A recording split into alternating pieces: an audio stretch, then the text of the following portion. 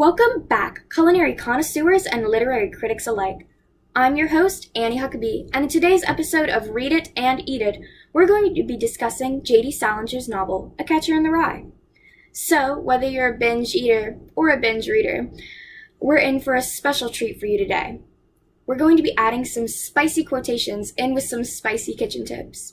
We hope you're ready for this exciting, flavorful new take on the novel. We always had the same meal on Saturday nights at Pincy. It was supposed to be a big deal because they gave you a steak.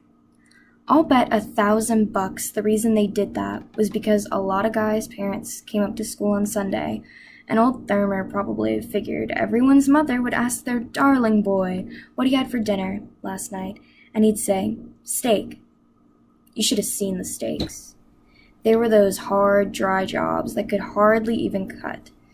You always get those very lumpy mashed potatoes on steak night, and for dessert you got Brown Betty, which nobody ate except maybe the little kids in the lower school that didn't know any better, and guys like Ackley that ate everything.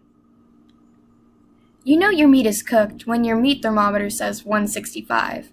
However, you know that your meat thermometer is dead whenever it's not showing any numbers. A good way of telling if your pan is ready to be used is if water makes a sizzle whenever it touches it. Obviously, this pan is not ready to be used. It also doesn't help that the fire isn't on. Arguably the most famous use of food in this novel is whenever Holden goes into a little diner cafe and gets himself breakfast. So here's the quote found on page 140. I went into this little sandwich bar and I had breakfast. I had quite a large breakfast with all the trimmings, orange juice, bacon, and eggs, toast, and coffee. Usually I just drink some orange juice. I'm a very light eater. I really am. That's why I'm so skinny. I was supposed to be on this diet where you eat a lot of starches and try to gain weight and all, but I did never do it. And I'm out somewhere. I usually just eat a Swiss cheese sandwich and a malted milk. It isn't much, but you get quite a lot of vitamins in the malted milk. H.V. Caulfield. Holden Vitamin Caulfield. All the two of them were eating for breakfast was toast and coffee. That depressed me. I hate it if I'm eating bacon and eggs or something, and someone else is only eating toast and coffee. Kitchen tip.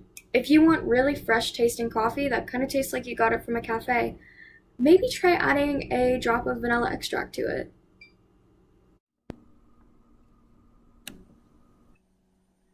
It sort of looked like it was gonna rain, but I went for this walk anyway. For one thing, I figured I ought to get some breakfast. I wasn't hungry at all, but I figured I might as well get something. Something with vitamins in it. So I started walking over east, because I didn't want to spend a lot of dough. So I went into this very cheap-looking restaurant and had donuts and coffee. I did eat the donuts. I couldn't swallow them too well. The thing is, if you get very depressed about something, it's hard as hell to swallow. The waiter was very nice, though, and he took them back without charging. I just drank the coffee, and then I left and started walking.